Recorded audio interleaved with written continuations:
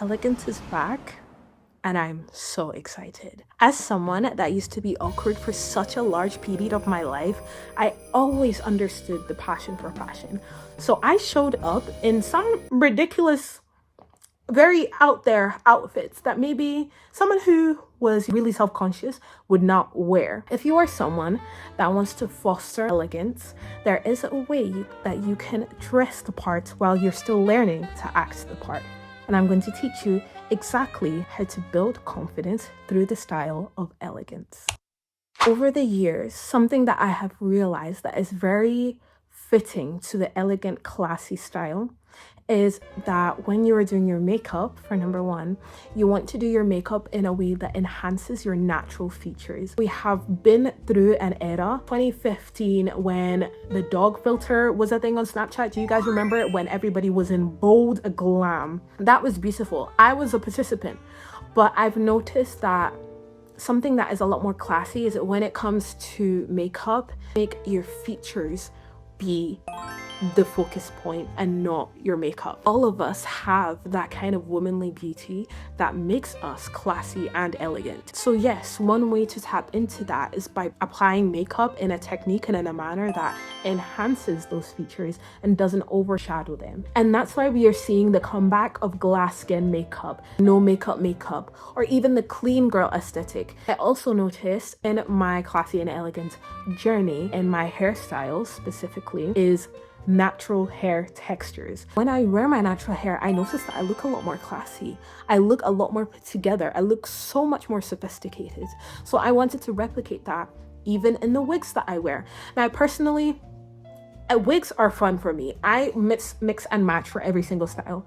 But now that I'm trying to find my signature style, I'm going to go for something that is a yaki hair texture and something that mimics my natural hair texture because it emphasizes that beauty, and it also affirms in myself that what I already have is beautiful. What I already was born with is gorgeous, and it is elegant, and it is enough. The next thing that we are going to talk about in building elegance in our style is with adornments. I genuinely think that we have lost the art of accessorizing. Where did accessories go? I'm on a particular part of TikTok, so all I see is usually jewelry and stacks and things like that. But on regular people, like, people don't wear earrings anymore. I don't wear earrings anymore. My mom used to have me decked out in earrings every single day. I don't wear them anymore.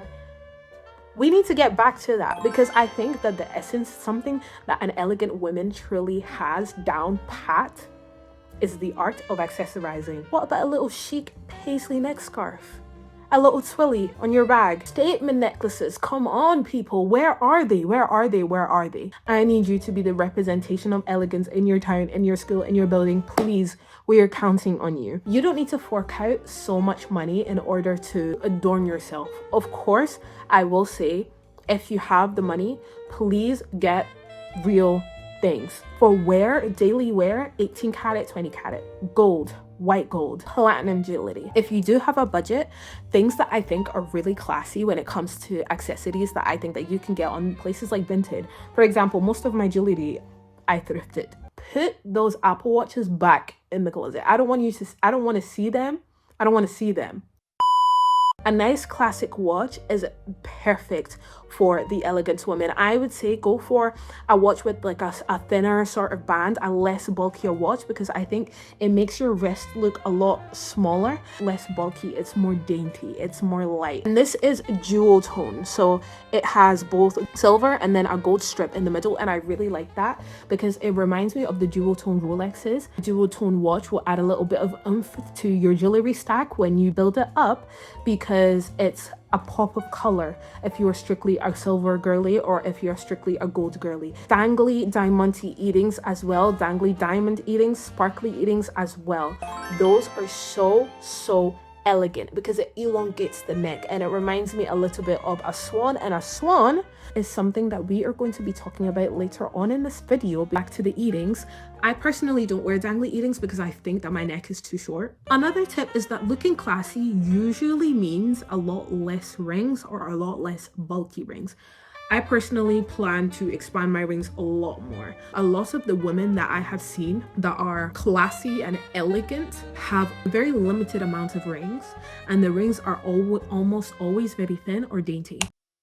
The next thing that you can do to help build confidence through establishing an elegant style is by adopting dressing modestly. Choosing clothes that complement your body shape without revealing too much. Something that I have noticed about elegance is that it leaves a lot to the imagination. I do think though, with dressing modestly in the realm of elegance and classy clothing, it is very, very, very easy, especially if you are somebody that has shape to them, to age yourself. Be careful. We are talking about building confidence through elegant style, right? But we're talking about building confidence. If you want to build confidence in an elegant manner, you need to work on your movements, lovely.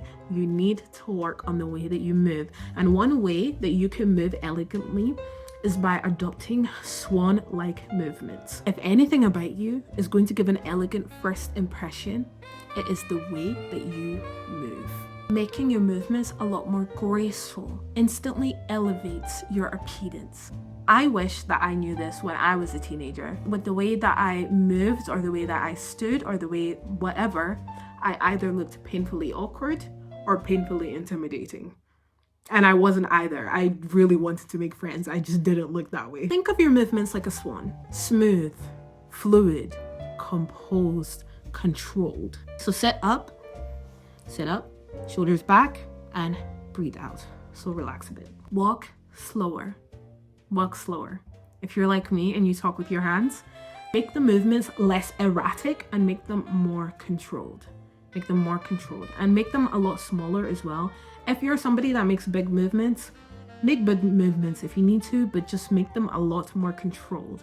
I think this is such an important step to incorporate in the way that you move, because it will shift the energy inside of you from being kind of anxious and buzzy to being stable, constant, and then it will project outwardly into not just being elegant, but being regal. Now back to the fashion aspect. Have statement fabrics.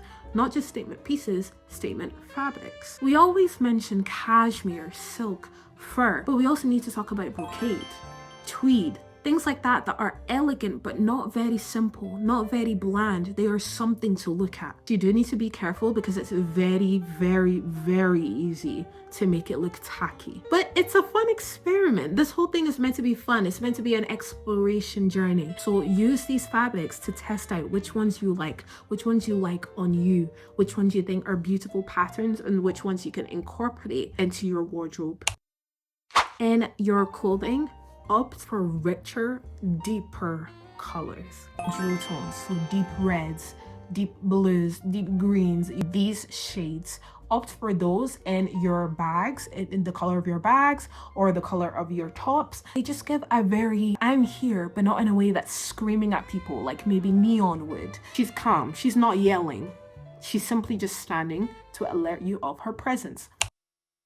Now, why? Why are we cultivating elegant style? If you cultivate an elegant style, it can be a foundation for you to end up branching off and finding your own personal style, because you already have something that is timeless. It is never going to change. It's always going to look good. From there, you can branch off, see what you like, what you don't like, and incorporate it into an unchanging foundation. That is one reason. Another reason is that dressing elegantly and dressing classily will open doors for you that dressing more lax won't. I've witnessed it in real time. I've witnessed it in my own life. I have quite a classy, put together sense of fashion.